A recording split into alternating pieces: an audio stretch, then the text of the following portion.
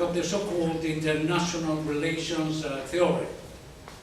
Realism claims that states actually work only in increasing their own power relative to that of other states deemed as dangerous rivals. In addition, realism theory underlines that moral behavior is a very risky factor because it can undermine a state's ability to protect itself, especially facing the fact that there is no overarching authority that can enforce global rules or punish misconduct. Strong rejection has always provoked these assertions. However, many states show in their behaviors worrisome similarities with such a way of thinking, which is diametrically opposed to multilateral, fair and democratic decision-making process, and consequently entirely contradictory with a sustainable state of peace sufficiently extensive. Given this unfortunate reality, to overcome it is indeed the task of every member of the international community. And therefore, on January 29, 2014, in La Habana, Latin America and the Caribbean were officially proclaimed Zone of Peace, formalizing what has been as an historical reality since a long time ago. Through this mission, the region has significantly contributed to the implementation of a reliable multipolar order, capable to safeguard human rights, but also enough skilled to prevent the use of the force and foreign interventions in internal affairs.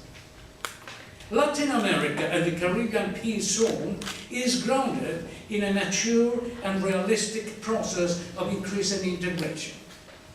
That has been built up out from our diversity, once diversity is intrinsic to the Latin American identity.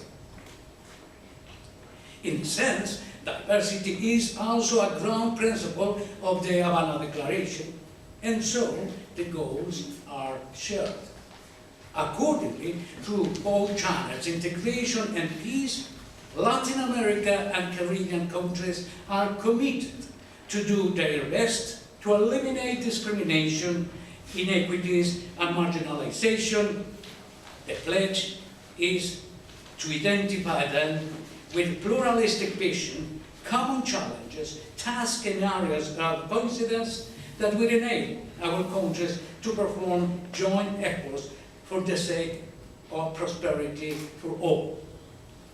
The nature and the content of these substantive coincidences, that in addition are both conceptual and operational, make evident that regional capability to resolve and manage conflicts, but also strongly confirm the Latin American consciousness about the obligation to prioritize the satisfaction of the needs and interests of the human population as a whole, in order to eradicate, among other evils, elitist targeting of opportunities and personal and structural violence. To this scope, countries as Cuba, Nicaragua, and Venezuela choose socially inclusive models, as well as Ecuador and Bolivia decided to replace the conventional economic development by a new paradigm known as good living. Good living places human beings at the core objective of development, thanks to the introduction of a complex interrelation between state, market, society, and nature. Good living implies a new cosmovision by whose light the attainment of goals must be performed without hindering regeneration of the biosphere, neither hindering the vital cycles of nature. It regards a cosmovision by whose virtue community comes before individualities, a cosmovision by whose virtue On the one hand, market ceases automatically to be the sole engine that promotes development, and on the other hand, the endless accumulation of goods is no longer the target. Good living is, in consequence, the highest concept of satisfaction of the population needs, and therefore, good living also is the cornerstone of a stable and long-lasting state of peace in Latin America. Ladies and gentlemen, this is the message with which we are seeking to reach you.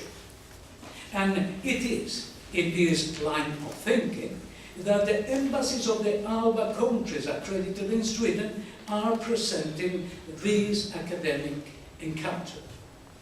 We are sure about attaining our goal today, given the high qualities and high qualifications of the three prominent social scientists who have so generously agreed to support our initiative. Consequently, let's start our event, thanking each of you for joining us, but also paying a warm applause